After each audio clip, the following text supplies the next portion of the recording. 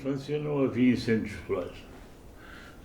Por um lado havia uma agricultura mais intensa, mas havia uma coisa normal, que eram as queimadas do outono.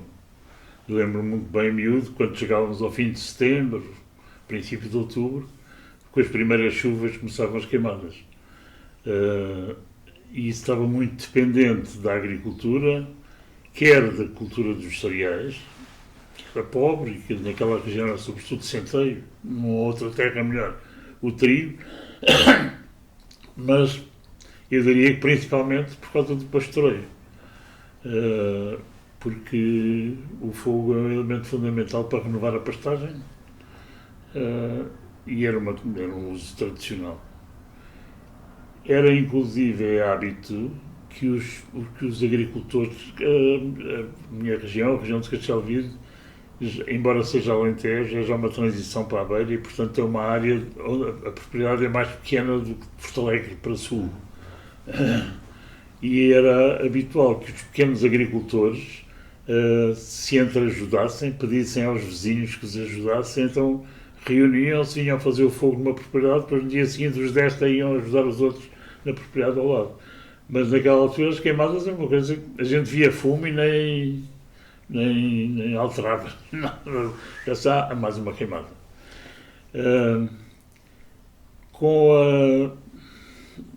Enfim, sobretudo com a saída das pessoas da região, Castelo Vide, julgo que na minha infância teria entre 7 a 8 mil habitantes e agora tem 2 a 3 mil. Os números, se não forem estes, não devem dar muito longe. E, portanto, a agricultura, por um lado, reduziu-se muito. Quando se reduz, fica centrada sobretudo nas melhores terras e, portanto, quando começa a aparecer a serra e começam a aparecer os afloramentos rochosos e não sei o quê, a agricultura deixa de se fazer. E aí o mato começa a crescer com intensidade. E ao lado temos a Serra de Samamed, onde a agricultura ainda é menos, onde houve arborizações feitas por serviços e feitas por particulares, e, portanto, o coberto da serra transformou-se muito. Há uma transformação que eu acho que é muito importante do ponto de vista dos incêndios, que é o facto do pinheiro bravo ser muito fácil de cultivar. É deitar semente ao chão e depois ele cresce. Isso tem levado a que, em algumas zonas, as manchas de pinheiro bravo tenham lastrado. Muitas vezes as zonas mais pobres estão cheias de esteva ou de outros matos, mas particularmente a esteva, que é muito... Por acaso é curioso, não sei se alguma vez experimentaram pôr um ramo de esteva ao lume. Custa muito a começar a arder. Está ali que tempos, depois começa a libertar aquelas essências oleosas e de repente, como aliás a oliveira ou os lambejeiros também explodem de repente. Então que tempos ali se forçar o fogo e quando chega ao limite em que se incendeiam os óleos essenciais, é mesmo um estouro, dá mesmo um estouro grande. Portanto, incêndios rurais nessa altura, é isso? Não havia surge do fogo. Não me lembro nada de haver incêndios rurais. Desde muito miúdo que me comecei a interessar muito por ornitologia. E depois, naquela altura, não havia em Portugal, praticamente não havia, para já não havia publicações. A única coisa que havia em português sobre ornitologia era o livro do rei Dom Carlos, que cobre só uma parte das aves de Portugal, mas era a única coisa que havia em português e que era de difícil acesso. Entretanto, nos anos 60, eu acabei o curso e tive a ideia, um pouco, toda a gente achava muito fantasista, de fazer, naquela altura, para se fazer o curso de Civicultura ou de Agronomia, tinha que se fazer um estágio com o relatório final. E que normalmente demorava 2 anos, portanto, é o que hoje quase se faz com o doutoramento. E eu tive uma ideia que não era habitual na época, que foi fazer a minha tese de recenseamento sobre censos de aves. O meu professor era o professor Beita Neves, o meu professor tinha vários, mas o professor Beita Neves entusiasmava-se muito com o meu entusiasmo pela conservação da natureza e pela ornitologia. A ornitologia era uma coisa que ele não dominava e achava muito. Acho que achava interessante que eu me interessasse por um tema que ele abordava pouco. Nós tínhamos uma relação muito especial. Uma das filhas até dizia que ele era assim uma espécie do filho que ele não teve. O professor Bento Neves só tinha filhas. Mas tínhamos uma relação muito próxima. E isto para dizer que comecei a dedicar, desde muito miúdo, a dedicar-me à ornitologia, a identificar as aves todas. Depois começaram a aparecer os guias de aves em inglês. E nos anos 60,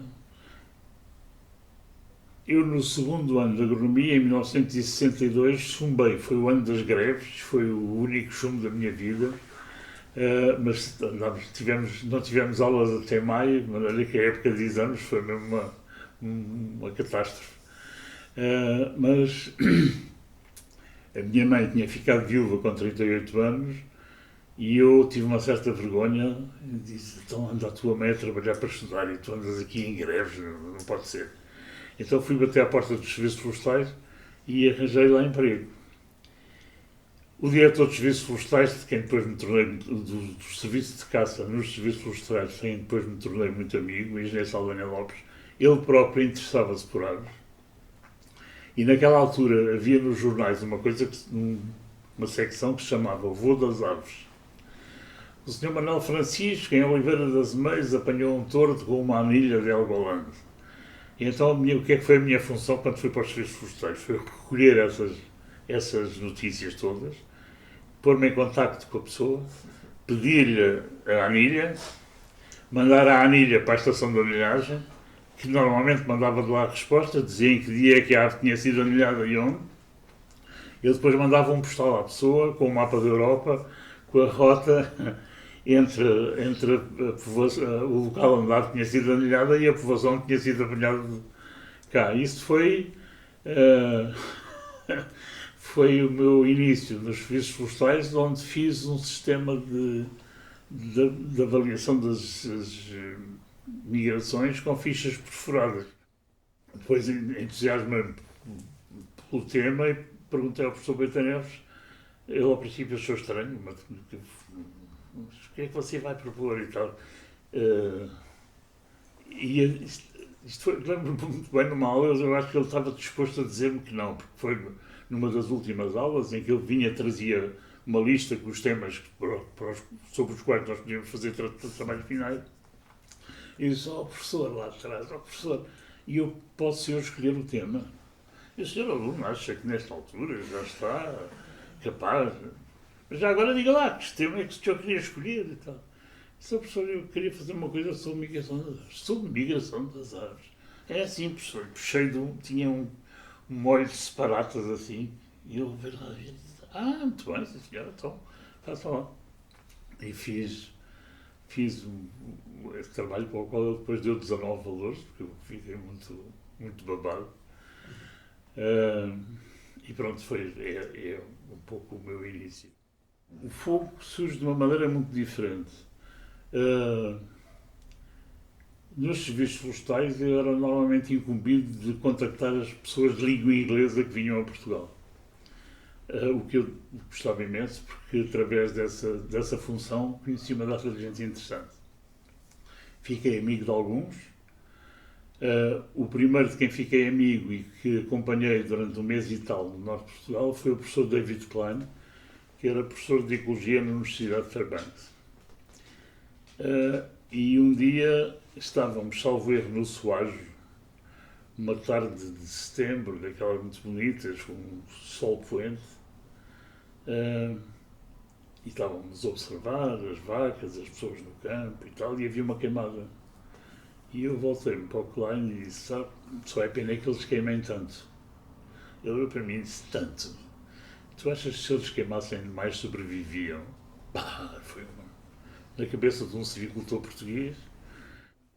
O fogo era o inimigo número 1 dos civicultores e só se falava do fogo numa perspectiva de incêndio. Alguma vez ouviste falar do nome Comaré? Eu disse: não, então tens que o conhecer. E passado um mês recebi um telegrama do Comarec a dizer que estava em voo, ia passar em voo da Índia para a América, mas o Klein lhe tinha falado e ele tinha pedido para parar em Lisboa para me conhecer.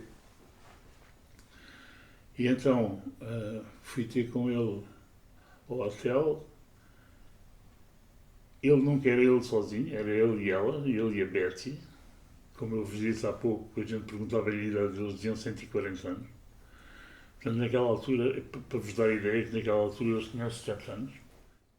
O engenheiro Bel Dias era a pessoa, eu estava à procura do nome e não me lembrava. O Bel Dias foi o meu colega, era mais velho que eu, uns 12 anos, por aí. E era a pessoa dos serviços florestais que estava encarregue de fazer os relatórios dos incêndios, das áreas ardidas, e era ele que compilava todos os dados que havia sobre os incêndios em Portugal. Mas, portanto, a visão dos serviços era muito a perspectiva do fogo, elemento inimigo do florestal. A chegada do Comarec, e na minha cabeça foi uma revolução, mas depois todas as pessoas que fomos encontrando e foram sendo contactadas, muito em particular o Chico Rego, foi isso que deu de facto a volta. Tem lembrança ainda do engenheiro Bel Dias e da repartição contra incêndios da Direção-Geral de Recursos Florestais? Ainda tem eu trabalhava nos serviços, eu trabalhava no segundo andar e o Bel Dias devia ser o mesmo edifício, não no é? andar seguinte, no andar a seguir, e era de facto o grande registador dos fogos portugueses, dos incêndios em Portugal. Na verdade, ia perguntar, penso que talvez seja isto que o Frederico está a pensar, a vinda do Comarec, as ideias do Comarec, que depois começaram a ser integradas pelo professor e outras pessoas, como é que esses engenheiros dos incêndios lidaram com essas ideias de... Eu acho que aquela geração mais velha que eu, muito de pé atrás, olhavam para as ideias de Comarec uma certa distância. Dos mais velhos não foram muitos os que aderiram. Acho que a ideia do incêndio infernal estava-lhes de tal maneira incutida que tiveram dificuldade em digerir as novas ideias. Dos mais velhos, ia dizer um, se calhar dois. Houve um que aderiu imediatamente, foi o Moreira da Silva, que nessa altura era chefe da circunstância do Porto, que achou logo que o Comarec trazia ali uma lufada de ar fresco e uma ideia completamente nova, e era o Lino Teixeira, que era administrador em Arganil, que não com tanto entusiasmo como o Moreira da Silva, mas também achou que as ideias do Comarec davam que pensar e que havia que reformular a visão que havia nos serviços florestais relativamente aos incêndios. Lembra-se se houve algum seminário, algum encontro onde as pessoas conheceram o Comarec, ou de alguma discussão mais acesa? Eu tinha um bocadinho o hábito, sempre que cá tinha um estrangeiro. Achava que era muito egoísmo meu andar só eu com ele. De maneira que, como estava nos serviços florestais, tinha normalmente, e no Instituto de Agronomia, quer num lado, quer no outro, tinha normalmente facilidade em reunir pessoas e pô-los a falar. E fiz isso com o Comarec sempre que ele veio a Portugal, com o David Klein, enfim, com os vários estrangeiros com quem contactava, normalmente conseguia que eles falassem no Instituto de Agronomia, quase sempre, e sempre que possível nos serviços florestais. Se ler o livro do Aquilino, Quando os Lobos Uivam, aquilo que a opinião pública retira desse livro é que a população tinha os silvicultores como grandes inimigos. Não é verdade. Quando os lobos uivam, há um silvicultor que é amigo das populações e há outro que é mal visto pelas populações. E isso era a realidade. Havia colegas meus, talvez até porque tivessem raízes mais perto da terra, que tinham muito boa ligação com os locais. Havia outros que tomaram uma atitude que eu acho que foi infeliz em alguns casos, que era uma atitude repressiva. A primeira coisa que faziam quando chegavam era falar com o guarda republicana e dizer que os fogos são proibidos e não sei o que é isso. Houve sítios onde a chegada de alguns silvicultores criou atritos locais. E criando atritos aumentam os fogos. Mas acho que não foi a regra. Penso que não terá sido a regra. Não tenho dados suficientes para poder dizer isso cientificamente. Mas sei que havia muitos colegas que entendiam a necessidade que as pessoas tinham de utilizar o fogo e tentavam que as coisas se fizessem sem que prejudicasse propriamente as arborizações. O Comarec era uma inteligência fulgurante. Era uma pessoa que entusiasmava quem o ouvia. E, portanto, é quase certo que foi muito esse contacto que estimulou alguns colegas a abordar com... Há uma coisa que é certa e que se deve a ele, que é a viragem do fogo de inimigo para o fogo, elemento ecológico presente, e, portanto, que é indispensável considerá-lo, não é? Tenho a ideia que a pessoa que foi mais tocada, da geração mais nova, que foi mais tocada pelo Comarec, em primeiro lugar, o Francisco Rego. E, portanto, isso influencia logo Vila Real. Agora não me estou a recordar do nome. Um deles era o engenheiro Gravato, porque também houve em Coimbra, já que falam nisso, também houve pessoas em Coimbra, e lembro até que se fizeram algumas coisas na Lausanne, fizeram-se uns ensaios, os primeiros ensaios de fogo controlado na Lausanne. Eu não sei quem estava, se ainda era o Bel Dias, se há algum dos colegas de Coimbra, de facto a minha memória é fraca e para nomes é pior ainda. Mas, portanto, podemos dizer, não seria abusivo propriamente dizer, que a constituição desse campo de estudos, do alargamento da preocupação com os incêndios entre os silvicultores portugueses, acaba por estar associada a esta mudança de perspectiva. Sim, e claramente ligada às visitas do David Klein e do Comarec. O David Klein com uma abordagem mais geral, mas muito interessante e muito a visão ecológica, que não era muito... Entre os colegas civicultores não havia muito uma visão, havia muito mais a visão da arborização, da plantação de árvores, não sei o quê, a visão da integração num panorama ecológico não era tão frequente. E acho que quer das visitas do Klein, quer a visita do Comarec, quer a influência do professor Beita Neves, foram muito importantes nesse sentido. E também do professor Aziz Gomes. E o Lagrife é o responsável pela criação do Parque dos Gerês, que é inaugurado em 1970, que é o Ano Europeu da Conservação da Natureza. E o Lagrife é o primeiro presidente, diretor de um parque natural em Portugal. E é o Lagrife que traz a Portugal o David Klein, porque tinha, num encontro da FAO, tinha conhecido o David Klein e tinha ficado muito impressionado com as ideias de David Klein e convidou para vir cá. E o Lagrife, quando vinha aos serviços florestais, os colegas todos estavam normalmente em tarefas burocráticas, mas eu estava agarrado aos livros de ornitologia e ele estava muita graça, chamava-me o meu cientistazinho. Olha, cá está o meu cientistazinho, o que é que estás a ver hoje? E tal, ia ver o que é que eu estava, porque achava curioso que houvesse um maluco nos serviços florestais que se interessava por ornitologia. E quando o Klein chegou aos Gerês, ele telefonou ao meu diretor de serviço, ao Salvador Lopes, e disse: pá, manda-me lá aí o meu cientistazinho pelo serviço interno.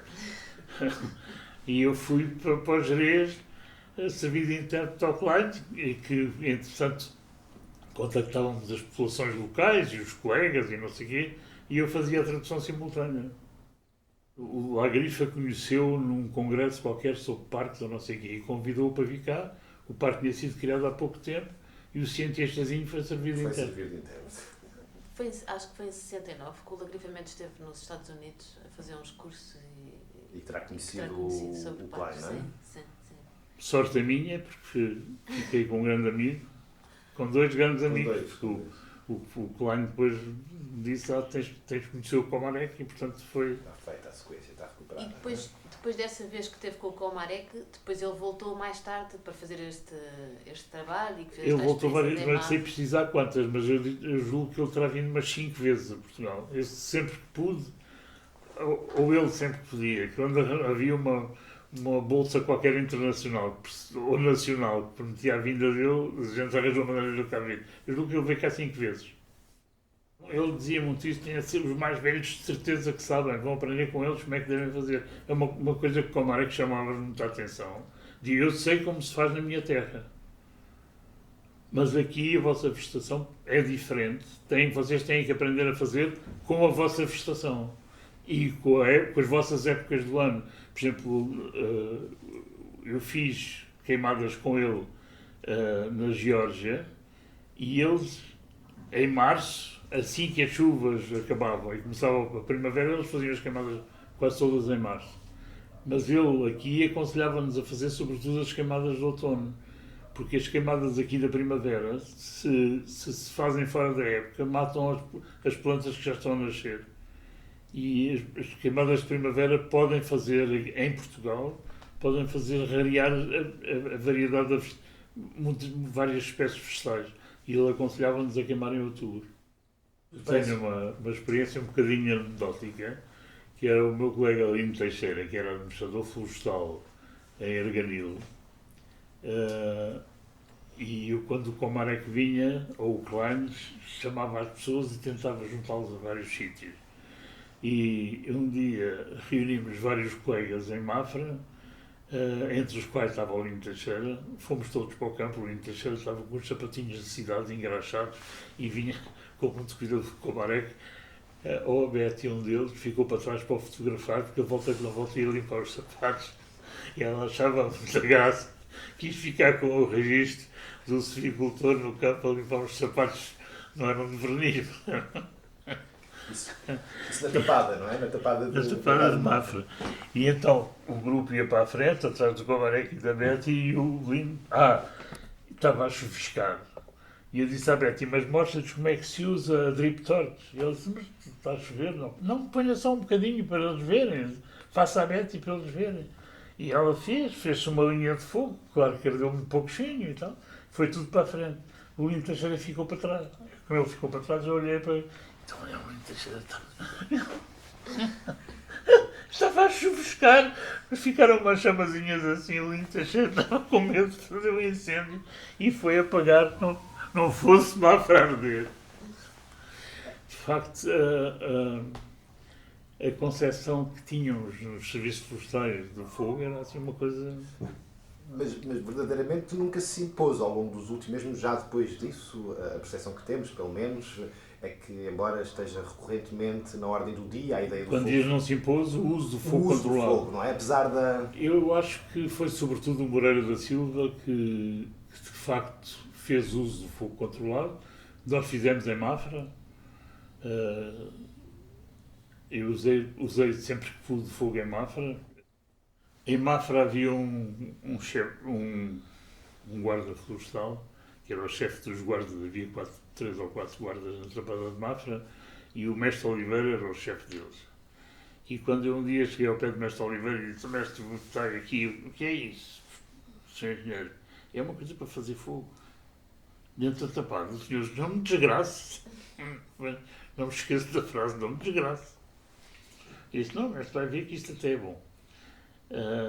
Os primeiros fogos controlados que eu fiz, eu cheguei à conclusão, experimentando, que na Tapada de Mafra, no final de setembro, mesmo antes de chover, as encostas viradas a norte ou viradas ao mar, é extremamente difícil pô-las a arder.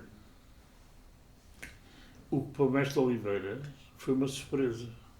Ele dizia, não me desgraces, homens, vamos lá experimentar, a ver se arde lá no mar, estamos ali ao pé, se começar a arder muito a gente apaga. E ele começou a ficar surpreendido porque de facto ardia muito, em alguns sítios não conseguíamos fazer queimadas. Isto dá-nos, se tivermos uma encosta, se aqui for o lado norte, se aqui for o lado sul, é esta hora. Deste lado, se calhar dá de tudo. Seguramente que arde aqui. Aqui talvez já não arda. Mas deste lado não arde nada. Portanto, o nosso bombeiro é a própria geografia. E isso é muito difícil de meter na cabeça das pessoas. As pessoas do campo sabem, mas os silvicultores não sabem. Em sítios onde o fogo ainda é utilizado como ferramenta agrícola, como é que as pessoas do campo se libertam dos silvados? Mesmo que sejam silvados agarrados a um muro, queimando. Portanto, o fogo é tão utilizado como a enxada ou como o machado na maior parte do nosso território. Naquela altura era. Hoje menos, porque eram sobretudo as gerações mais velhas que faziam. Portanto, o fogo estava sempre presente. Se a silva está encostada a uma mancha que houve um engenheiro silvicultor que fez lá atrás, que são 1000 hectares seguidos de um pinhal, o culpado do grande incêndio é o homem que vai tirar as silvas da horta? Ou é quem lá pôs 1000 hectares de pinhal? Claro, há uma coisa que já agora vale a pena, do que estava a referir. Os serviços florestais nasceram, no tempo de Salazar, nasceram para a arborização dos baldios do norte do país. Alguém convenceu o Salazar, e bem, que havia grandes extensões que se chamavam baldios, que eram subaproveitadas e podiam render mais do que rendiam, tal como estavam. E foi por isso que os serviços florestais foram incumbidos de estudar a arborização dos baldios a norte do Tejo. A sul do Tejo é sobretudo propriedade privada e, portanto, o problema do fogo no Alentejo, a sul do Tejo, o Ribatejo e Alentejo, é completamente diferente. Né? Volta a levantar-se um bocadinho o problema na Serra do Algarve. Eu hoje estou menos informado do que estava naquela época, mas eu já julgo que alguns problemas até não serão menores, provavelmente agravaram-se, porque o grande problema a norte do Tejo é o minifúndio. E as pessoas não têm rendimento de minifúndio, imigram e ficam umas terras para ali que às vezes os filhos, já são os filhos que voltam, e é muito frequente não saberem que terra lhes pertencem. Isto é frequente na Beira, em algumas zonas de Trás-os-Montes, em algumas zonas do Minho, mas sobretudo nas Beiras, é frequente haver propriedades que estão abandonadas que as pessoas se esqueceram. O que é que acontece aí? Se há pinheiros ao lado, nascem pinheiros lá. Mesmo não havendo pinheiros, nasce sempre matos e pelo menos esteva. Portanto, as condições para arder são gravíssimas, não é? Quando diluivam é isso mesmo, é o conflito entre as populações que viviam das áreas rurais e a chegada da floresta.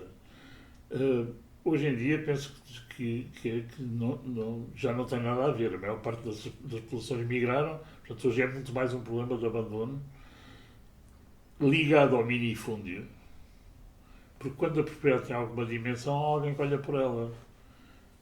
No minifúndio, se não dá rendimento, as pessoas que ainda por cima que têm o rendimento em França vêm cá gastar para limpar o pinhal. Não vêm. Na minha juventude havia mais gado e havia mais agricultura do que há hoje em dia, mas apesar de tudo há sempre um sítio, a zona de Castelvira é já uma zona de transição para a beira, como há pouco dizia, com muitos afloramentos rochosos, com muitos sítios onde os solos são fracos, onde há uma tendência nesses sítios para crescer mato. E o mato é relativamente controlado até aos 2, 3, 4 anos.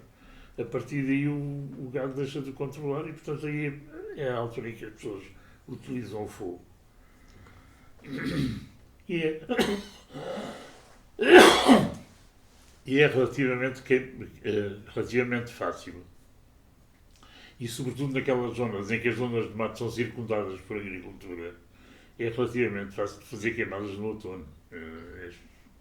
E eram sempre no outono? Sim. Nunca na primavera? Não, as pessoas ali não queimam na primavera. Deve haver um conhecimento qualquer, mas não seja transmitido de geração em geração, mas ali nunca se queima na primavera. E de facto, os cientistas confirmam que as queimadas na primavera ali diminuem a variedade da vegetação, não é? Portanto, é um conhecimento que veio ancestralmente até aos dias de hoje. É muito interessante e aconselhava-vos a visitarem zonas onde se façam queimadas no outono. a visitá-las uma semana, 2 semanas, 3 semanas depois, sobretudo depois de virem as primeiras chuvas, porque a riqueza da vegetação que vem a seguir ao fogo é de facto impressionante. A gente compara o sítio onde não ardeu com o sítio onde ardeu, e o sítio que, para já, a primeira consequência é que com a queima, as cinzas todas caíram no solo, portanto, todo o material que estava retido na vegetação, assim que vêm as primeiras chuvas, é incorporado no solo, é uma fertilização. O fertilizante mais antigo que os gregos usavam já eram as cinzas.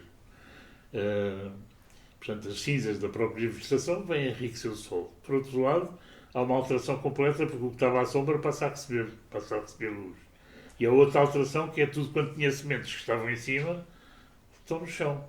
Portanto, a seguir um incêndio, a seguir um fogo.